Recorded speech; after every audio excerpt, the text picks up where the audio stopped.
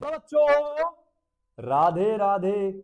Vasudev education में आपका स्वागत है, जहां मैं हूं आपका अपना प्रेम और हाजिर हुआ हूं आपके सामने एक और इंपॉर्टेंट वीडियो लेकर। देखो बच्चों, ऐसा होता है ना कि जब भी कोई घटना हो जाती है, चाहे हमारे समाज में हो या हमारे कस्बे में हो या हमारी तहसील में हो या जिला लेवल पर हो या राज्य लेवल पर हो या केंद्र सरकार तक हो, तो अक्सर उन घटनाओं की चर्चा होने लग जाती है, जिनको जनरेशन जेड वाले वायरल वीडियो कहते हैं कि ये बात वायरल हो गई। ठीक उसी प्रकार राजस्थान यूनिवर्सिटी में भी एक बात को लेकर कुछ विशेष चर्चा बनी हुई है। जितने भी टीचर, चाहे गवर्नमेंट हो चाहे प्राइवेट हो, अगर वो किसी गवर्नमेंट प्राइवेट कॉलेज में पढ़ा रहे हैं तो उनके लिए भी ये चर्चा का विषय है। वो जब भी बैठते हैं इसी बात की चर्चा करते हैं। अब वो चर्चा क्या है, आइए जानते हैं वीडियो में। लेकिन वीडियो को स्टार्ट करने से पहले अगर आप चैनल पर नए हैं तो चैनल को सब्सक्राइब कर दिए, पहले से कर रखा है तो बेल आइकन को हिट करके और वीडियो को ज्यादा से ज्यादा अपने दोस्तों को शेयर कर दीजिए। क्या है पूरा मामला, आइए जानते हैं। जैसा कि बच्चों आपको पता है कि राजस्थान यूनिवर्सिटी और साथ के साथ प्रदेश के जितने भी यूनिवर्सिटीज हैं उनमें न्यू एजुकेशन पॉलिसी NEP 2020 के तहत सेमेस्टर सिस्टम लागू कर दिया गया। अब ये सेमेस्टर सिस्टम 2023 में लागू हो गया था। चलो हो गया था, कोई बात नहीं, अच्छा ही है। कुछ बदल रहा है जीवन में तो बदलना अच्छा है। बदलाव जरूरी है ना, जीवन में भी और पढ़ाई में भी। चलो कोई नहीं, हो गया बदलाव।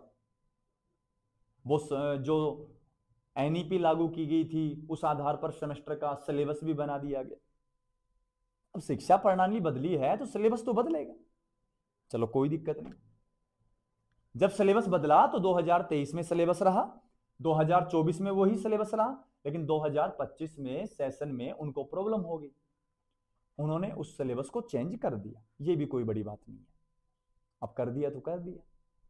यूनिवर्सिटी वाले हैं, किसकी मानते हैं, किसी की मानेंगे थोड़ी। जब तक पतन ना हो जाए तब तक मानेंगे थोड़ी, जब तक ताली ना लग जाए तब तक मानेंगे थोड़ी। और वे कहावत भी है, और वो कहावत मुझे अब ठीक होती नजर आ रही है कि जब गीदड़ की मौत आती है तो शहर की ओर भागता है वो। और यही काम फिलहाल राजस्थान यूनिवर्सिटी का हो चुका है। जब राजस्थान यूनिवर्सिटी पर ताले लगने की नौबत आ रही है तो वो भी ऐसे ही काम कर रही है। ये सब बातें मैं क्यों कह पा रहा हूं, आइए जानते हैं वीडियो में। तो सेमेस्टर फर्स्ट का सेशन 2025-26 का केमिस्ट्री सिलेबस बदल गया है। क्यों बदला है, थोड़ा मेरे दिमाग के अकॉर्डिंग, थोड़ा आपके दिमाग के अकॉर्डिंग सिर्फ आइडियाज लगा रहे हैं अपन। अब बदल दिया उन्होंने तो बदल दिया, लेकिन मैं एक बात पूछना चाहूंगा, जब तुम लोगों को सिलेबस बदलना था तो क्या इसको जुलाई के स्टार्टिंग में नहीं बदल सकते थे क्या? ये अब सिलेबस देने की आवश्यकता क्या थी? 2 महीने तुमने सेमेस्टर फर्स्ट के खराब करवा दिए, उनका जिम्मेदार कौन? अब कब तो टीचर सिलेबस करवाएं, कब बच्चों को मिड टर्म करवाएं, कब बच्चों को तैयारी करवाएं, कब बच्चों के एग्जाम होंगे, इन सब का जिम्मेदार कौन? अरे तुमने तो दे दिया, तुम तो लेट हो गए, लेकिन तुम लेट नहीं हो, हमारा करियर लेट हो गया है। जितने बच्चे आज कॉलेज से जुड़े हुए हैं उनका करियर लेट हो गया है सिर्फ तुम्हारी वजह से। राजस्थान यूनिवर्सिटी में जो नल्ले लोग बैठे हैं उनकी वजह से, वहां के सचिव, वहां के प्रोफेसर पता नहीं क्या कर रहे हैं, मुझे कोई आइडिया नहीं है।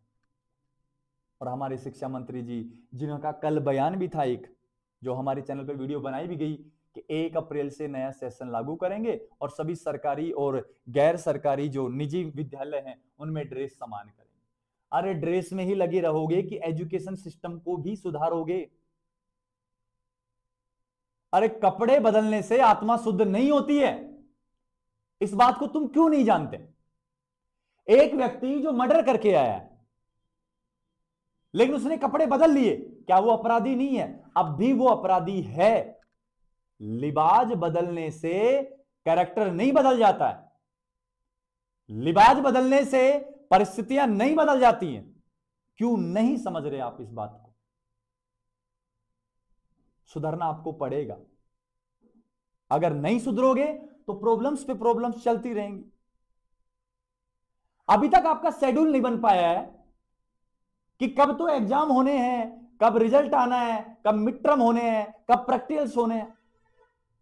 आप एक सेमेस्टर लेट चल रहे हो, आप 6 मंथ लेट चल रहे हो। अभी तक सेकंड और फोर्थ सेमेस्टर का रिजल्ट तक नहीं आया। बच्चे वेट कर रहे हैं, डेली कमेंट करते हैं, सर कब आ रहा है, कब आ रहा है, कब आ रहा है, कब आ रहा है। ऐसा क्यों? और मर गया है भारत का यूथ। मैं खुले दावपेच के साथ ये बात कह रहा हूं, मर गया है भारत का यूथ, जो आज कॉलेज एजुकेशन के खिलाफ आवाज नहीं उठा पा रहा है। एक समय आएगा जब कॉलेजों पर ताले लगने स्टार्ट हो जाएंगे। अरे तुम बिना डिग्री क्या कर लोगे? है तुम्हारे पास कोई ऑप्शन? अरे एक समय ऐसा आएगा जब सरकार सभी भर्तियों में ग्रेजुएशन लागू कर देगी, और यह दिन अब दूर नहीं है। तब तुम क्या करोगे? तुम्हारे पास है कोई ऑप्शन? तुम्हारे पास है जीवन में कोई और चारा जिसको तुम काम लेके आगे बढ़ सको? नहीं है। तुम नहीं कर पाओगे कुछ भी।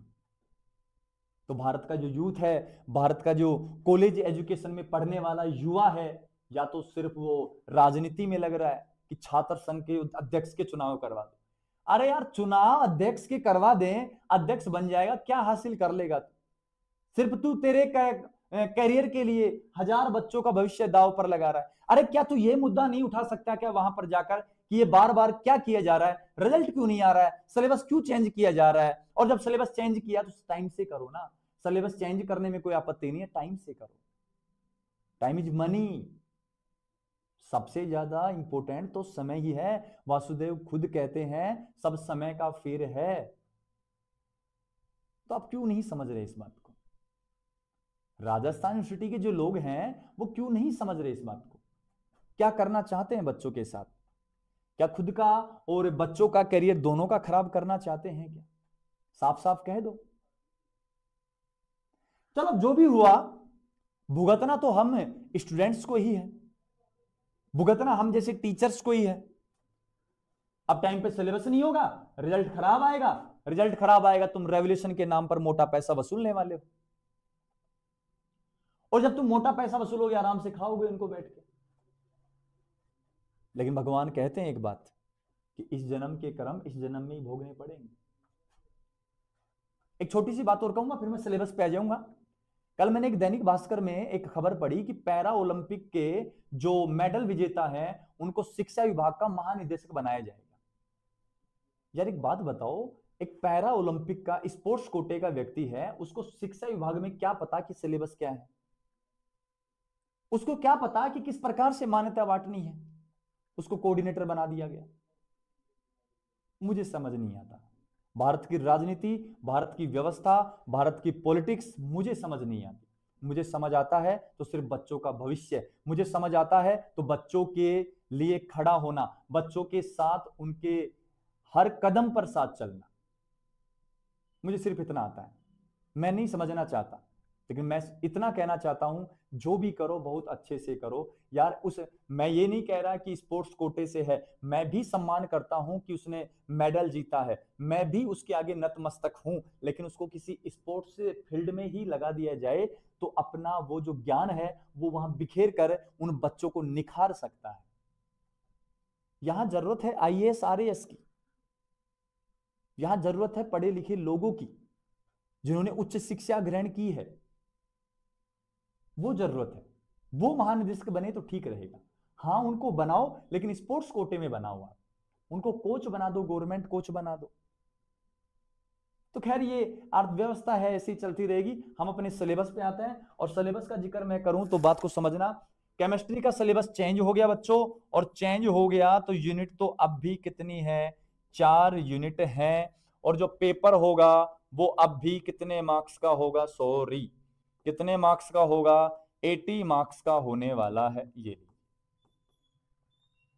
मतलब प्रत्येक यूनिट 20-20 नंबर की रहने वाली, ऐसा मान सकते। ठीक है, इसमें भी 10 क्वेश्चन जो आएंगे, पेपर पर पैटर्न बता रहा हूं, 10 क्वेश्चन आएंगे माइनर, और 8 क्वेश्चन आएंगे मेजर। इन 8 में से 4 करने हैं, मतलब एक यूनिट से ना मैन भी आएगा और अथवा भी आएगा, तो या तो मैन करो या अथवा करो, एक करना है आपको। तो 4 यूनिट में 4 तो मैन और 4 अथवा, तो चाहे प्रत्येक यूनिट से मैन करो या अथवा करो, पर एक करना है आपको। समझ गए मेरी बात? अब वो यूनिट कौन कौन सी हैं उनका जिक्र अपन करते हैं आगे। Unit number first, unit number first, और यूनिट नंबर फर्स्ट में जो टॉपिक्स दिए गए हैं वो हैं एस व पी ब्लॉक तत्वों की,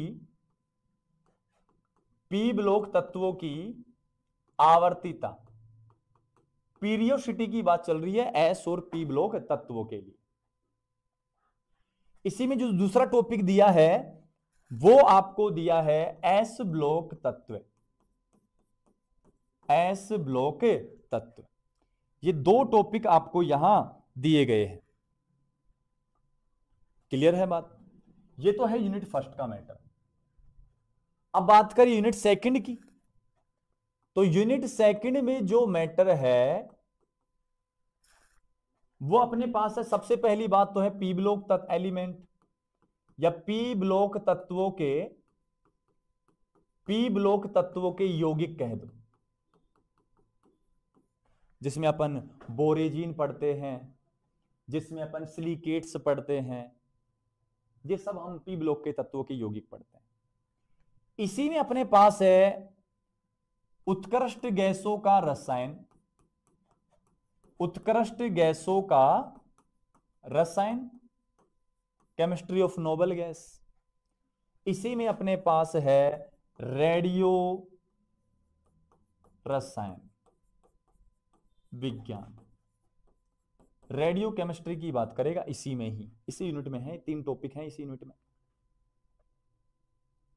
अगर मैं बात करूं यूनिट नंबर 3 की, तो यूनिट नंबर जो 3 है वो है कार्बनिक रसायन की, कार्बनिक रसायन की मूलभूत अवधारणाएं, मूलभूत अवधारणाएं। इसी में जो नेक्स्ट टॉपिक है वो है त्रिविम रसायन, त्रिविम रसायन।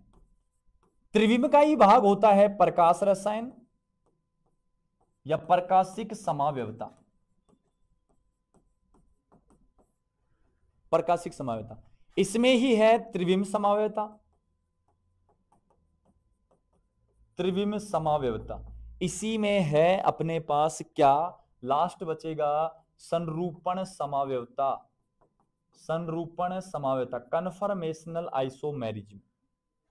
ये यूनिट है, यूनिट नंबर 3 है।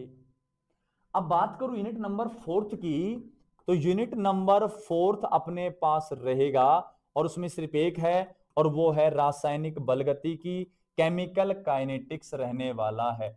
बलगति की, बगति की नहीं है, बलगति की है, बलगति की। ये लीजिए, ये 4 यूनिट अपने पास अब रहने वाली हैं सेमेस्टर फर्स्ट के 2025 और 26 वाले सेशन में, या मैं ऐसे कहूं दिसंबर 2025 वाले सेशन में ये 4 यूनिट अब सेमेस्टर फर्स्ट की रहने वाली है। मतलब कंप्लीट सिलेबस बदल गया है। कंप्लीट सिलेबस नहीं बदला, अपनी सोच बदल गई, अपना जीवन बदल गया, अपना पढ़ा हुआ सब बदल गया। 2 महीने से झक मार रहे थे वो सब कुछ बदल गया। अब करें तो क्या करें? आवाज उठाओ, हम साथ हैं, चल लेंगे तुम्हारे साथ, खड़े हो जाएंगे तुम्हारे साथ आगे डंडे खाने के लिए, लेकिन आवाज उठानी पड़ेगी तुमको। मैं अकेला नहीं कर सकता, मिलकर ये सब काम करने पड़ेंगे। रोजगार बचाना है, बच्चों का भविष्य बचाना है, तो जुड़ो साथ में वासुदेव एजुकेशन के साथ। चलते हैं फिर राजस्थान यूनिवर्सिटी के सामने, वहां करते हैं प्रदर्शन अच्छे से, जोर शोर से दिखा देंगे कि स्टूडेंट पावर कितनी है, दिखा देंगे कि अभी कॉलेज एजुकेशन जिंदा है। इसी के साथ मैं अपने वचनों को दूंगा विराम। मिलते हैं नेक्स्ट वीडियो में। जय श्री श्याम, राधे राधे।